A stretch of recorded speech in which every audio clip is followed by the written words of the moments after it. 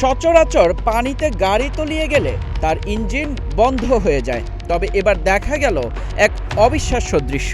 পাহাড়ি ঢল ও বন্যার তোড়ে সড়ক যখন নদী, ঠিক তখনই গাড়ির পুরো বনেট ও কেবিন পানিতে ডুবে যাওয়া সত্ত্বেও সাবলীলভাবে ভেসে ভেসে চলতে দেখা গেল একটি গাড়িকে।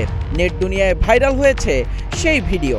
ভাইরাল ভিডিওটিতে দেখা যায় রাস্তার ওপর বয়ে চলা প্রচণ্ড স্রোতের পানিতে আংশিক নয় প্রায় পুরোটাই তলিয়ে গেছে গাড়িটি।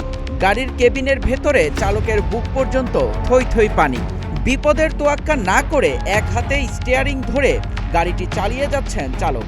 ইঞ্জিন বন্ধ হওয়া তো দূরের কথা, কোনো এক অলৌকিক উপায়ে পানির তোড় ভেদ করে নৌকার মতো পানি কেটে এগিয়ে যাচ্ছে চার চাকার এই যানবাহন। বাইরে থেকে নির্দেশনা দিয়েছেন গাড়ির ছাদে অবস্থান নেওয়া যাত্রীরা এবং পুরো অবিশ্বাস্য দৃশ্যটি করেছেন ক্যামেরাবন্দি। ঘটনাটি ঘটেছে ভারতের ছত্তিশগড়ে।